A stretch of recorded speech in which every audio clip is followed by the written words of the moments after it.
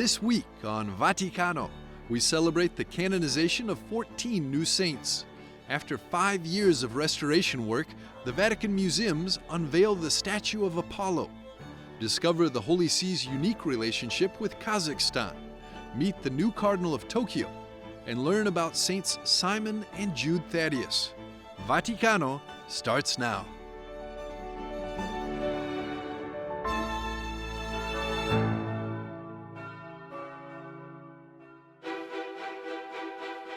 On Sunday, October the 20th, Pope Francis celebrated the canonization Mass for 14 new saints. It's the 23rd canonization ceremony of his pontificate, and in all, he has proclaimed 926 saints during his papacy. The faith and the apostolate they carried out did not feed their worldly desires and hunger for power, but, on the contrary, they made themselves servants of their brothers and sisters. The canonization took place in Rome during the 2024 assembly of the Synod on Synodality. The 14 new saints include 11 men religious who are venerated as the martyrs of Damascus. They were murdered out of hatred for the faith in Damascus, Syria, during the night of July the 9th to the 10th, 1860. The event took place during a period of sectarian violence. The perpetrators were members of the Druze, a distinct ethno-religious group in conflict with Christians and others in the region at that time. A Druze commando entered the Franciscan convent in Damascus and massacred the friars, Manuel Ruiz and his companions, along with 3 laymen who were biological brothers, Francis, Abdel Moti, and Rafael Masabki. Upon refusing to denounce their Christian faith and convert to Islam, the 11 were brutally killed, some beheaded with sabers and axes, others stabbed or clubbed to death. One of 2 women to be canonized on October the 20th is Elena Guerra, known as an apostle of the Holy Spirit, a friend of Pope Leo XIII and the teacher of Saint Gemma Galgani. Elena was born in 1835 and is known for her spiritual writings and her devotion to the Holy Spirit. Canadian sister Marie Léonie Paradis, founder of the Little Sisters of the Holy Family, will also be declared a saint. Born Virginie Allodier in 1840 in L'Acadie, Quebec, the Canadian founded her institute to collaborate with and support the religious of the Holy Cross in educational work in New Brunswick. Italian Blessed Giuseppe Alamano founded 2 religious congregations, the Consolata Missionaries for Men and the Consolata Missionary Sisters for Women.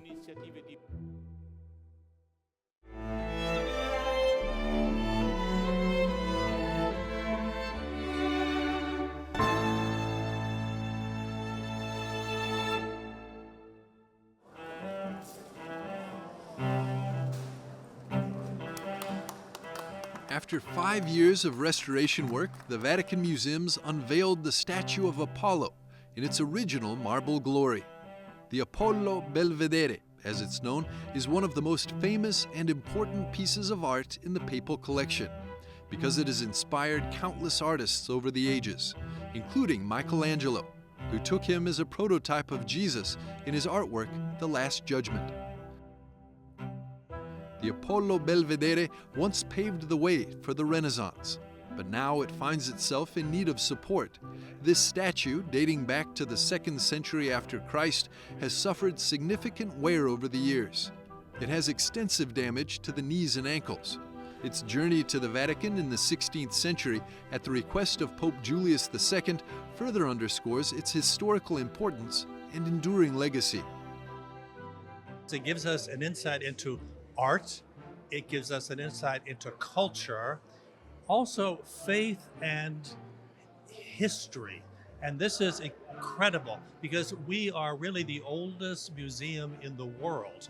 And so people from all around the world now can appreciate the faith, the art, the history, the culture of so many, many centuries. They study it, and then they're able to teach others about the past, the present, and the future. The mold used to create this masterpiece was discovered in the 1950s in northern Naples. Among the plaster was the left hand of the Apollo Belvedere. E poi c'è questa. And then there's this very important detail for us who specialize in ancient art. This bronze by Leo Cares, which is the original from which the Apollo Belvedere is derived, tested among the fragments of these plaster casts discovered at Baia in the 1950s, which were later studied. E che poi sono stati studiati. It was also discovered that the white marble statue once used to have golden hair. Thanks to the use of advanced restoration technologies, the statue of Apollo of Belvedere can be admired by millions of visitors to the Vatican museums for the next hundreds of years.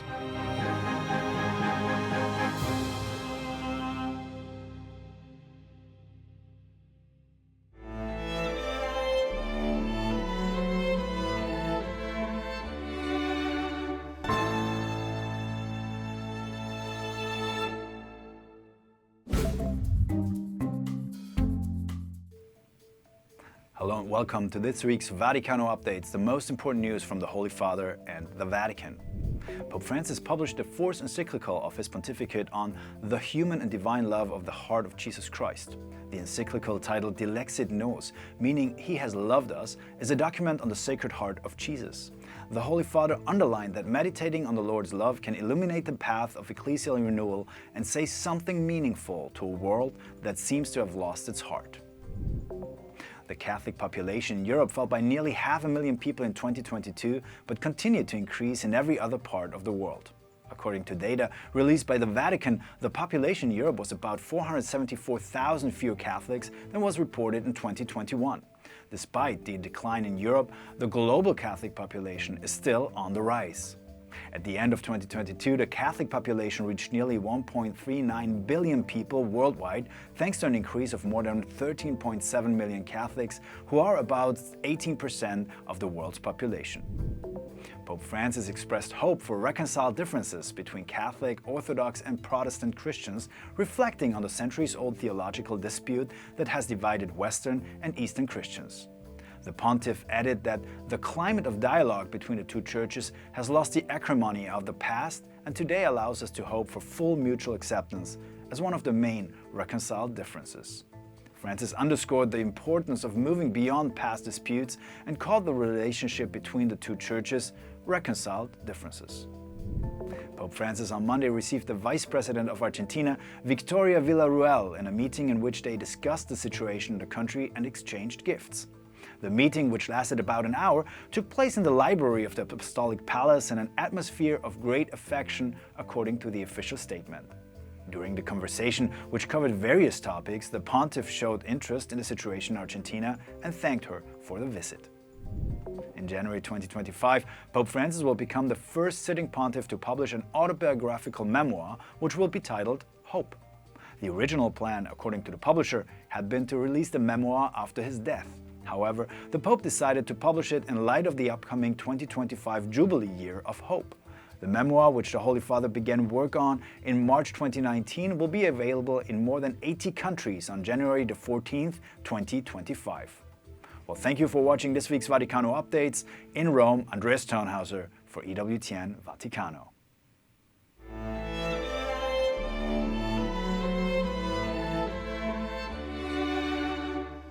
Coming up next, a special look at the Holy See's unique relationship with Kazakhstan.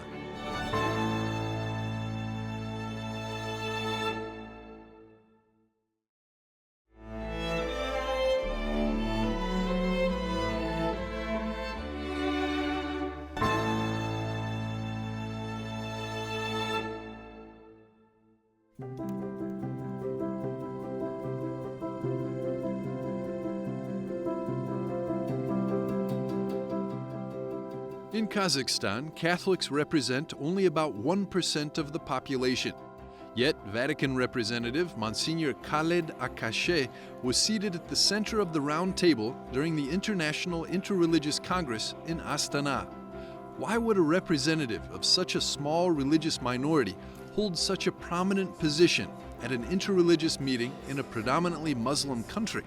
The Vatican's involvement in Kazakhstan's interreligious efforts began after Pope St. John Paul II's historic visit in 2001, where he emphasized the importance of fostering peace among different religious communities. Inspired by this message, the first Congress was convened in Astana in 2003. Смысл категории священности, превратная ее трактовка ведет к презрению человеческих законов. Съезд, в общем, очень важный. I think the Congress is very important because it fosters an atmosphere of dialogue, cooperation, and peace. It also helps maintain religious freedom in the country. Kazakhstan, by hosting this Congress, sets an example of religious freedom to the world.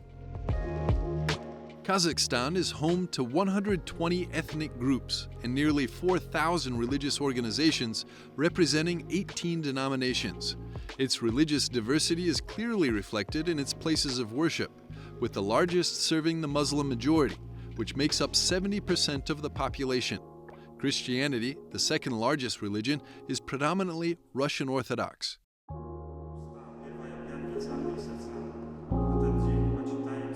Although modest, the Catholic Cathedral in Astana has welcomed two popes, Pope John Paul II in 2001 and Pope Francis in 2022. Diana Yesenova, acting chair of the board at the N. Nazarbayev Center, shares that since independence, Kazakhstan has successfully maintained religious harmony. Religious buildings in Kazakhstan haven't closed in the 30 years since its independence. Instead, they continue to grow and flourish. The Catholic Church's contribution to interreligious dialogue is significant, both in Kazakhstan and globally, especially following the Second Vatican Council's Nostra Aetate document, which opened the door for dialogue and mutual respect between Christianity and other world religions. Participation of the Catholic Church in this forum sees in that way. It's a possibility of Catholic Church in Kazakhstan to know itself, to the identity of the Catholic faith. A key highlight of this year's meeting was the inaugural Youth Forum of Young Religious Leaders, with participants from 30 different countries. Daria Golubkova, representing Catholic youth, shared how young Catholics can promote peace through dialogue. Through their openness and willingness to listen, Catholic youth can exemplify Christ's love, the love he brought into the world, so that even non-religious youth may experience it and recognize that Catholic youth are motivated by something greater. Students from Kazakh universities like Sabina and Amina took part as volunteers. Sabina, an art management student, noted that young people in Kazakhstan are showing a growing interest in religion. Meanwhile, Amina, who is not religious, felt the forum helped to challenge common stereotypes. I believe the core of all this is about maintaining continuity so that this dialogue continues. No matter what the conflict is or what happens in the world, in any case, the solution is always dialogue. To reach an agreement, you need to keep talking. By being friends of Jesus, they will be able to be true friends to those they meet, regardless of nationality or religion. The source of love, the source of service, and the source of spiritual growth for youth, regardless of nationality or faith, is precisely Jesus Christ. Particularly in the Middle East, we are suffering from the situation we are living in. And one of the main problems, it dates back to the misunderstanding of religiosity among the followers of the religion.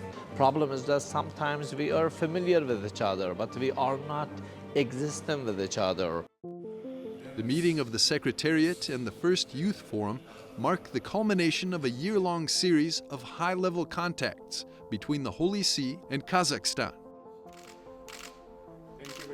On January the 19th, 2024, the President of Kazakhstan made his first official visit to the Holy See.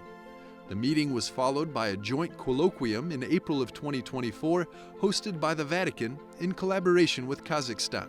La retorica bellicista è purtroppo tornata di moda. War-mongering rhetoric has unfortunately come back into fashion. This is terrible, but while words of hatred are being spread, people are dying in the brutality of conflicts. Instead, we need to speak of peace, to dream of peace, and to bring creativity and substance to the longing for peace, which is the true expectation of peoples and individuals. The ambassador of Kazakhstan to the Holy See commented on the growing partnership, explaining that Kazakhstan shares the global vision of the Catholic Church, which is rooted in the ideals of goodness, justice, solidarity, and compassion.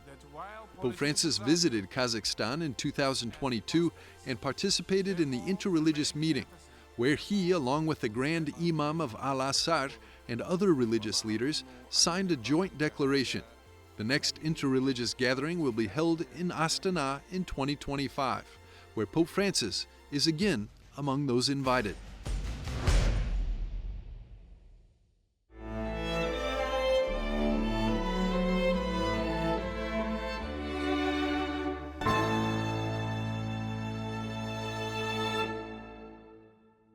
Archbishop Iso Kikuchi, it is great to meet you and thank you so much for doing this interview.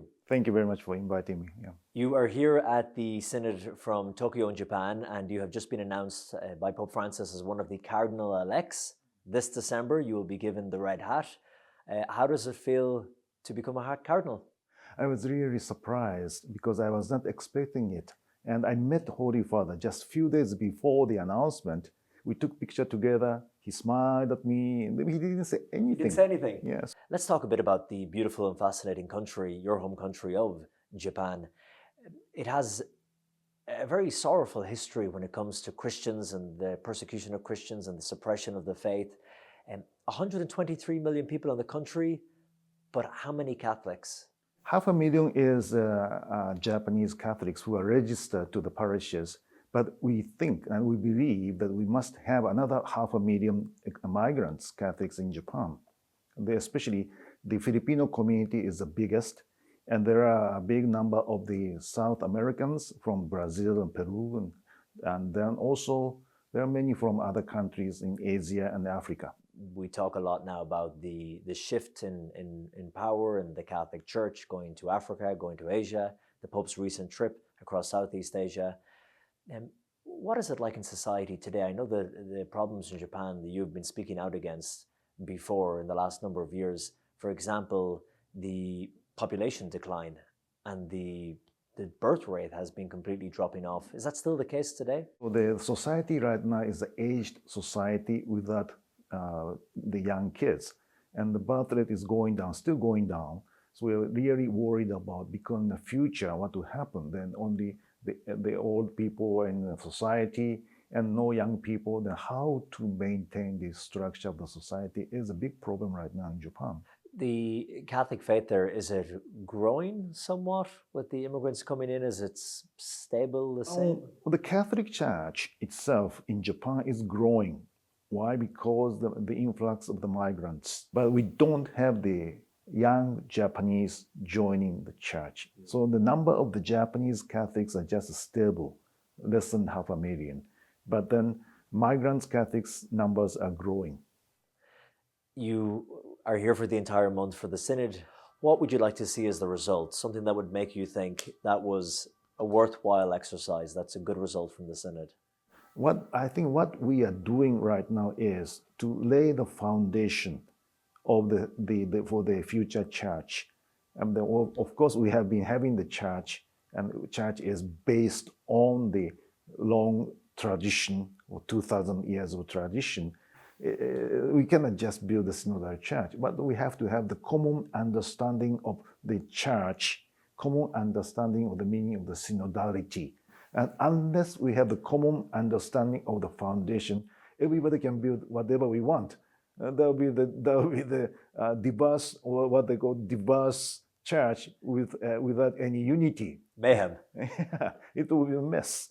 So we have to definitely have this common understanding of the foundation. So I think at the end of the synod, we will be able to we will be able to produce some kind of the common understanding of what synodality means, what means the synodal church. That will be the foundation for the future development. Archbishop Kikochi of Tokyo and Cardinal-elect, it's been a pleasure talking to you, and thank you so much. Thank you so much.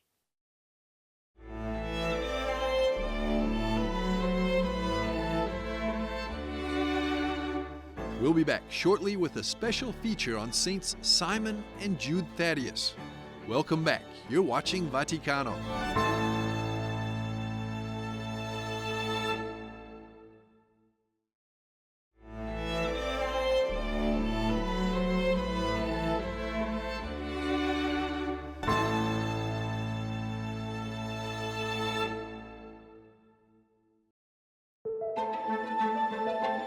St. Jude and St. Simon the Zealot were the closest apostles to Jesus. Did you know that they were the cousins of Christ and that their relics are kept in the eternal city? These guardians of hope and zeal take on an even greater significance as we approach the Jubilee 2025. Join us on an inspiring journey as we explore the remarkable lives of these apostles and discover how their legacy can ignite our faith. And in the case of Simon, Elizabeth Lev, art and church historian, uncovers their story. Simon, known as the Zealot, apparently was a man from Cana. But the story I like best is that he was the wine steward at the wedding of Cana. And after Jesus made all of this wine, and great wine, so Simon decided to follow Jesus, which sounds pretty understandable to me. And there's a very wonderful story about Jude, who makes his way to Edessa, where the king of Edessa is sick with leprosy. And he asks for a miracle, he asks for help, and then he asks for an image of this Jesus Christ who can cure him.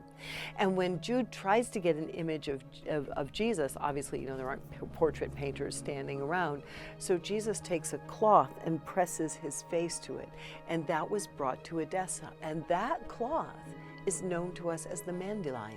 It's one of the images of Christ's face. So we owe to Jude one of these images of Jesus' face.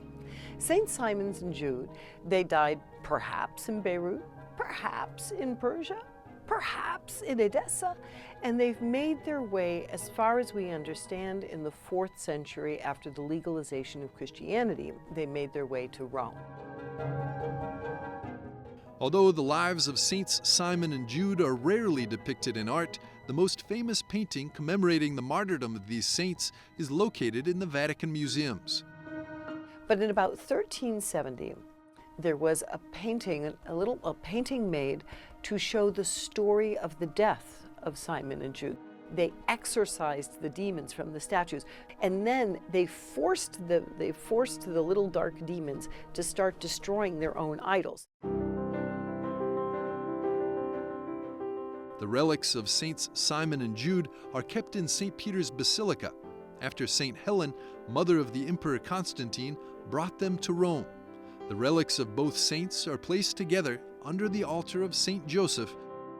Il fatto che ce lo tramanda è anche quello che lui portava. The fact that passes it down to us is also that he wore this locket around his neck with a portrait of Jesus, through which St. Jude Thaddeus himself performed great miracles in his lifetime. He was showing this locket, and the locket of the face of Jesus Christ even bore the resurrection of the dead. Some mystical saints, St. Bridget, St. Bernard, other saints who later had the grace of vision. And these mystic saints had direct, let's say, confirmation. Here, their intercession, the intercessions of St. Jude Thaddeus, was a strong, powerful, and effective intercession. San Giuda Taddeo era un'intercessione forte, potente ed efficace.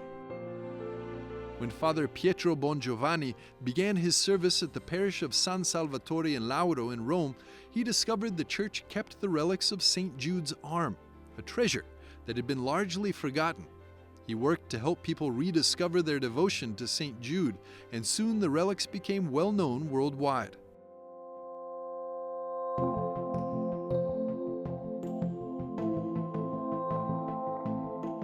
Part of the relics from the Church of San Salvatore in Lauro, particularly the arm of St. Jude Thaddeus, are now traveling on pilgrimage throughout Mexico and the United States, bringing hope and inspiration to many.